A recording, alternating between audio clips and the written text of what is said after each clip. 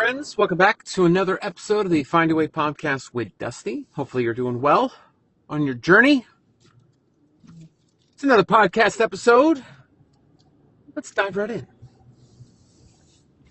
I just got off a call yesterday from someone that openly said, I believe that Ozempic is cheating. Oh. Well, first of all, how do I even know you to even let you close to me to even say that? He goes, well, that's just my opinion. That I feel it's cheating, that they're using something to achieve their success. And what's interesting is that I was on this call with this individual, but I don't know if they know that I had, and mind you, it's 8 years ago, so there's nothing really about the surgery that I had 8 years ago that has really any, I don't have any issues with any foods, any restriction. I can eat and do everything that I used to do before. But I'm pretty sure this person's aware that I had surgery. So, I'm going to have to do a podcast with this individual.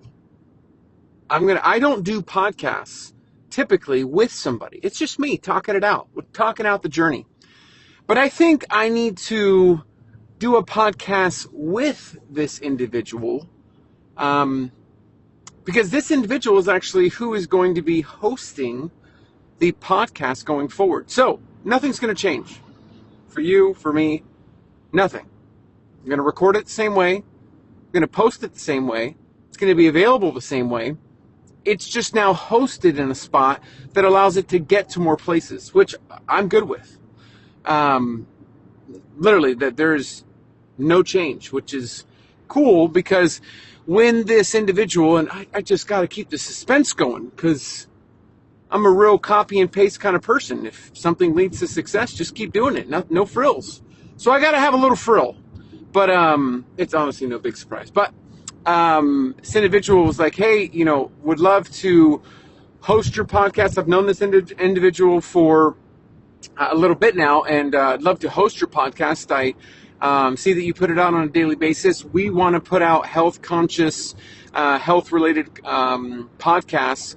We already have a current kind of episode talking about particular things, but we'd love to just have your podcast on our platform so that way we can distribute it a bunch of places. Nothing will change for you and how you record. Nothing will change on how folks listen to it, but we'll at least be able to host it for you. I'm like, that's fine with me.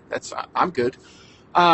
So I then started talking about, my journey coming back from skin surgery. I'm going to be pacing the St. Jude Children's Marathon in December. And this individual was like, hey, we need to document this. We need to document the fact that you've ran 2 marathons in 2 weeks and you've gone from that to wanting to now do another marathon, but this for a great cause. And going through the recovery process of surgery, but then now getting into this training for a marathon again. And it's not for my sub 4 hours, which is still a goal of mine. I don't think it's going to happen in 2024 like I originally planned, just because of the extent or how long it took for me to recover. I'm still recovering. I'm just barely out of 3 months from skin surgery. So this individual was like, I'd love to document that. We've got to get some sort of videographer to really document that journey of what you did before, the 90 days of documenting your marathon training, the skin surgery, the recovery, everything that it took, and now getting ready for a new marathon. And I was like, okay, I'm in. And so we're talking about that and the pretty cool connection with it. But then because of the podcast topic and coming out, he goes, honestly, we can talk about it, but I feel like Ozempic is cheating. And I'm like, have you discussed this? Have you talked this out? He goes, no, that's just my immediate thought. I mean, I haven't really discussed it. I said, well, then I think we need to do a podcast episode to really talk about all that statement entails and what it's really about. And so the cool thing is that it's nobody new. It's actually 6 a.m. run. So I actually was starting to work for 6 a.m. run right after my marathon training. Things got busy, especially with baby number 2. Overall, I wasn't able to commit to the time that it needed, the time that it took to create the content and to run a completely different page. The 6 a.m. run page, I was posting their reels, editing all their content, managing their TikTok influencers. I was pretty much the brand manager with a 9-to-5, 2 kids, and kind of a chaotic life. And so I had to step away from that and not being able to do it as much. But with this kind of connection that I've had with Hami, who's the CEO of 6 a.m. Run, he's like, I still love your journey. I still am connected. I love getting your updates, but I want to find a way to have you still involved, but it work around your schedule. And said, well, I can't really have much change in my day-to-day because it feels like every ounce of my day is accounted for. Every minute of the day, there's something, there's not really nothing to do. There's always something going on. And so because of kind of meeting in the middle and saying, hey, I'll do what I can and contribute where I can and do what I can because I do believe in the brand, and it is something that I use during marathon training. It's still something that I use now, especially their collagen. I use that mainly in my skin surgery recovery. Wanted to make sure I get some good collagen, and I had that in my my wheelhouse. And so it's actually the CEO of 6 a.m. Run that said that. I think Ozempic is cheating. And so what's cool is that I'll be moving over to the 6 a.m. Run podcast platform. Again, nothing changes, but now they'll be able to host different podcast hosts for different things that relate to everything in regards to the health and wellness journey and not just running. So there will be, likely a podcast about strictly running. Mine's going to be more focused on mental health, weight loss, and it's just going to be this very thing that we're doing, talking it out, but hosted on a different platform. So I'm excited about it. I don't know what's to come with it. There's no studio. I don't have access to a studio. They have a studio in Delaware, but I'm not in Delaware, so I won't be able to record kind of that studio vibe. But some pretty cool things I think are coming with that, and especially as I'm training again for a marathon, half marathons, pacing, stuff like that, I'm going to be integrating 6 a.m. Run once again.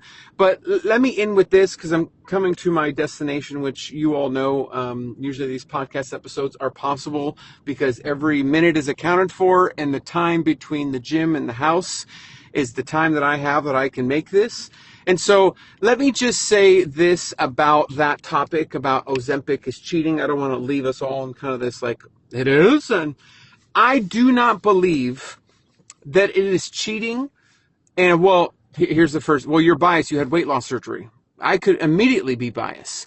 But 8 years later, I have come to the understanding that it's not cheating simply because there are variables that a lot of us don't consider. So here's a great example. A lot of individuals, and a lot of individuals are not, let me say this, they're not, but a lot of individuals are on Ozempic or a GLP-1 medication because of either their PCOS or their hormone imbalance. And that's what we don't talk about as much. We talk about the black and white, which is fantastic, it's good.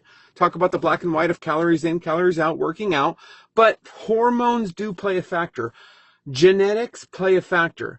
Why do I know that? Because if you look at the bodybuilding industry and folks that step on the stage, you can have someone do just as much work as somebody else, but someone's going to look more conditioned and someone's going to have a better body aesthetic and better muscle.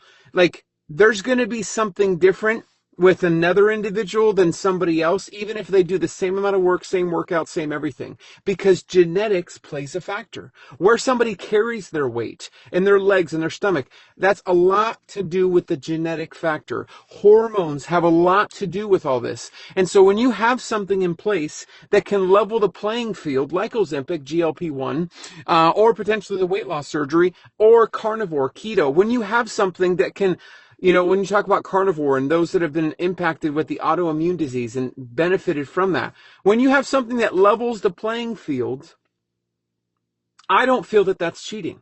I feel that that gives somebody the opportunity now to open the door. Can somebody abuse that? Absolutely. But for the most part, I don't feel that it's cheating because it levels the playing field and allows someone to really overcome that hurdle. I've been overweight. I was born 12 pounds. I've always been overweight. The concept of calories in, calories out, and there's plenty of people that have lost weight without the surgery, without GLP-1, everything in between. But when I come to 5 years out, and I don't have anything about the surgery. I don't have anything about what I used to lose I didn't lose all 300 pounds because of the surgery. But when I use something to level the playing field, that leveled playing field is gone when I get to my goal weight and it's 5 years out. So the fact that I kept it off and I'm keeping it off, that's the end of the day, the goal, to keep it off. It's not to just lose it, gain it all back, and hey, I lost it. That doesn't matter.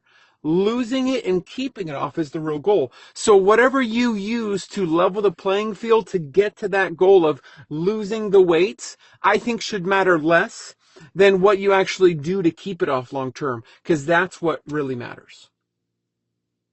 And that's what I'm going to talk about on the podcast with Hami. And we'll see if we can change his mind. So that's to come. Looking forward to it. I'm okay with being wrong if he presents a point, but I feel that I'm right with this, and we'll see what happens. Thanks for tuning into this episode, and I'll talk to you on the next one. Take care.